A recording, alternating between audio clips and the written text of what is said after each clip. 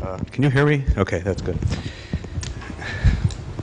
Also wanted to thank Destin House. This is last year we had a great meeting. I guess this year it's broadened out a bit, so I appreciate you having me here to talk a little bit more broadly. Last year I talked about just storage. This year I have the opportunity to talk to you a little bit more about energy sustainability. So as the first speaker, I'll try to keep it broad, address some of my pet peeves in this business, but it's probably fair to say that renewable energy is here. But we still have many challenges in the R&D side as well as in the commercialization side to really find a way to make it a fully adopted, if you will, or broadly speaking, adopted as a real energy source. Clearly, our main sources are still in the petroleum and fossil fuels. So the way I thought I would lead us through this talk is to think about energy as a game-changing technology. And to start, maybe just highlight a couple of past technologies that have really changed the game. They all have very similar stories in many ways, from invention in the R&D world to adoption, early adoption, and finally to real penetration of the market. I won't go into a lot of details on all these stories. You know them all. These two laser and charge couple devices, for example, both were discovered by a couple of individuals in a laboratory. Charge couple device originally discovered as a shift register to try to compete against the bubble memory, and in fact it was at Bell Labs. Bubble memory won at Bell Labs in those days, in the late 60s. Funding was withdrawn from this project, and to get the funding back, these guys said, hey, wait a second, this is really cool for memory, but maybe we could also use it for something like in optics to count photons. And they ended up going on to get charge couple device, not only win a Nobel Prize, as you know, a couple of years ago for the charge couple device, but penetrated clearly in the market. Everybody now has one of these on their bodies. It's a camera, right? Everybody has one. They're very important devices. So the question is, can we follow that line of thinking, going from that R&D, fundamental R&D, through to adoption? I should say that the charge couple device was first adopted not by the general public, but essentially by the intelligence community, by spy satellites. The first pictures were taken in '74 on satellites of, let's say, fields in Afghanistan or what have you. So an interesting path to adoption, too. So thinking about not just the R&D, but how it's adopted, early stage, and then finally how we get it into the marketplace. So we all know what the challenges are in energy. This is just a beautiful picture. We're looking at a doubling of consumption in energy, both electrical and other.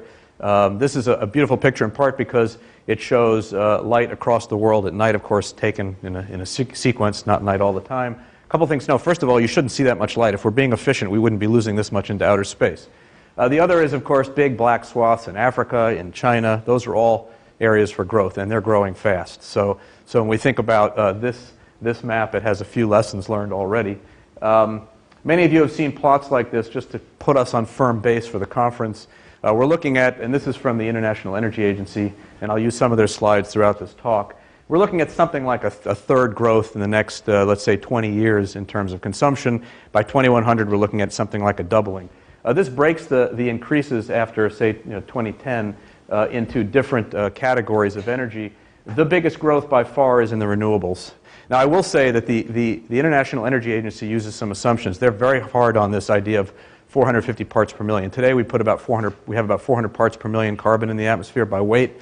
Their overall models are based on forcing that by policy, by R&D, et cetera. So these numbers, of course, renewables tend to grow when you have a policy that's forced out of carbon, but I'm just using this as an example. Also big growth, of course, for nuclear. This was pre-Fukushima, which may or may not change things. We don't know yet. There's a lot of discussion. In fact, today, there's testimony on the Hill as to restarting the U.S. Nuclear industry by looking at small modular reactors, but we won't have a lot of time to talk about that. We can talk about it in the question period. But you can see there's growth everywhere, but by far the largest growth, percentage-wise, is in renewables. So that's good news for this audience. It's good news, I think, for the world if we really think about it in the context of trying to fill the gap in energy, but also in a way which is sustainable.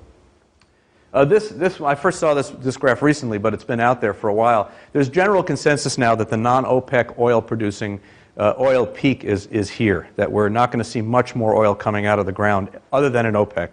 We don't know about OPEC. There's still a lot of debate about OPEC.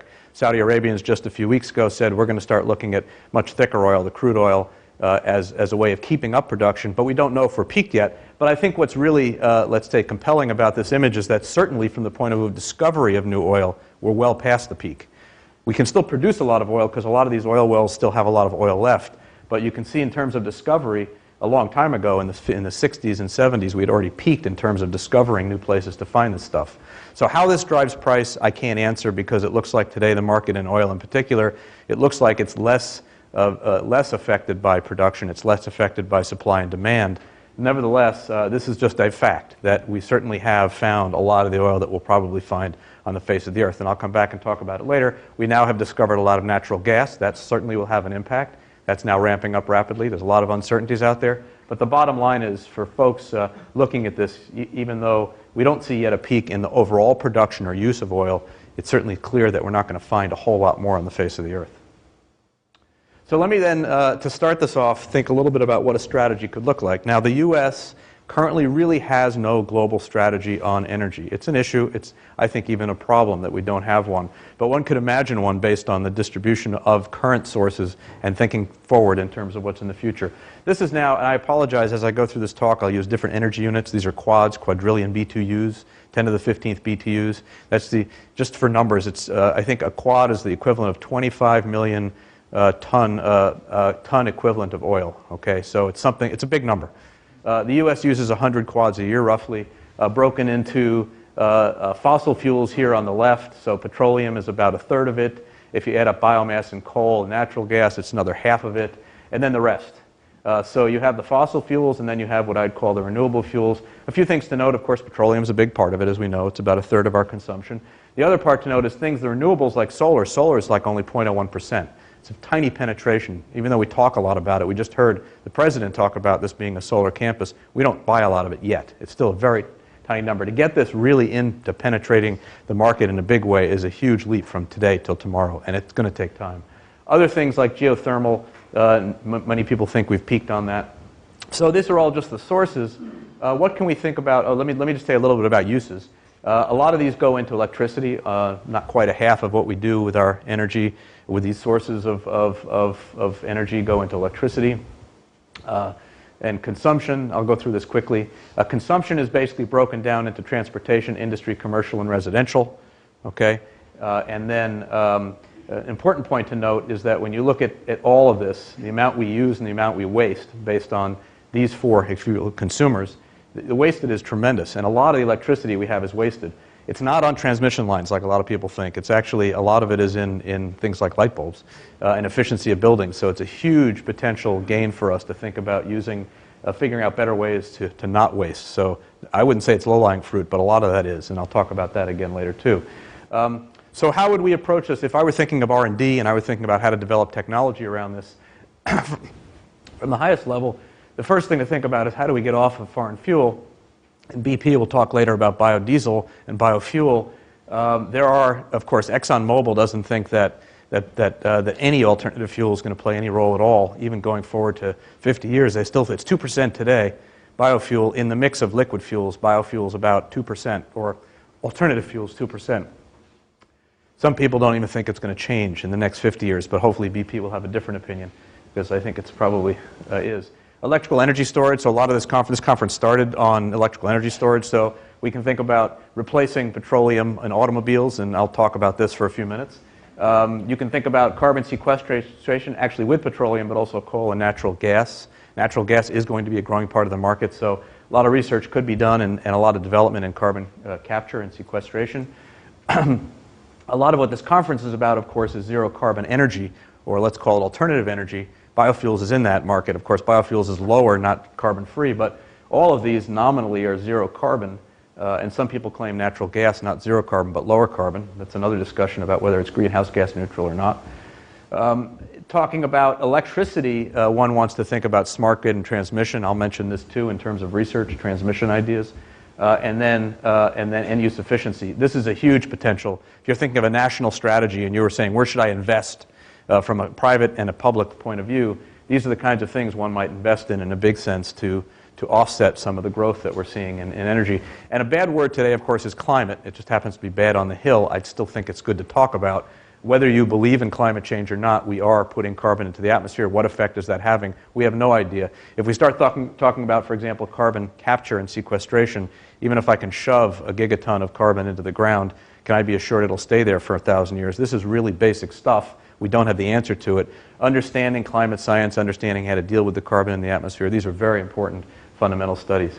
So ultimately, these topics I'm mentioning here from a strategic point of view are what this nation needs to be chasing. Each one of these things it's sort of all mentioned on the last slide, require a lot of R&D and a lot of development. Some of these things have been adopted already. Certainly nuclear has been adopted. It needs to be readopted if we're going to use it. But things like solar, wind, biomass are clearly not fully adopted by the system yet. So we're still a long way from having solar as a major portion of our energy. We're a long way from biomass, real challenges in biomass. Today, as I said, about 2% of our liquid fuels come from that kind of say biomass. Are we ever going to increase that in any way? Energy storage, which this conference focuses on in a big way. All of these things are going to be very important in terms of R&D and ultimately adoption of technology.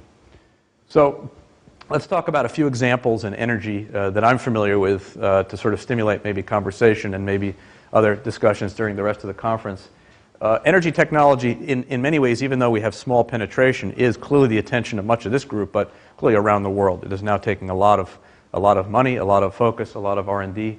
So let's discuss one, energy storage, which is originally what this conference is about, right? Charge storage. And talk a little bit about some of the challenges here. So I'm going to go through about 3 or 4 different examples of partially adopted, not adopted yet, those kinds of technologies. This one in particular is one which is near and dear to our hearts at Argonne, of course, but also to this meeting. A lot of what we'll talk about are lithium-ion batteries. So if we look at what's in the market today, and we talk a lot about it's lithium-ion. This chart, by the way, is, I apologize, it's not the best. It's practical versus theoretical specific energy. That's just energy density. The idea here is a straight line. This dashed line is where we expect to be in first adoption. The dots here, the black dots, are the theoretical limit of what you can get out of these different types of storage technologies. And the point of this slide is really to compare lithium-ion to what we have, if you will, what nature gives us in octane or in petroleum. If we look at lithium-ion, we're now at a point where we can go about, let's call it 40 miles in a car, but we're not close to the theoretical limit. We're about a factor of 2 from the theoretical limit, maybe 3 tops. That's it. But that's it. So if you compare lithium-ion to octane, you're still a factor of 20 away from octane. So we can talk about lithium-ion, and we will. It's still a technology that will be good for 5 years, but we are very far away from replacing a tank of gas with a battery and having that car go 400 miles. We're very far away. There's a lot of R&D. If we're just a factor of 2, from here to here is a really important and fundamental engineering feat. To go from here to here is a really important fundamental science feat. So in addition to the technology, which I'll talk about, in addition to really ramping up the technology to get us to octane densities, we also have to be thinking about cost. To really have penetration in the market, we can't just, I'm a scientist, I think about science, cool science, but we really have to think about cost. This is a slide lifted from GM, and this is a mixture of what they really would require to have serious penetration, but also what they believe they can actually do. And there's a lot of lines here, but just focus on this dashed line. Going from today, where we're paying something like, this is cost per battery, for total battery.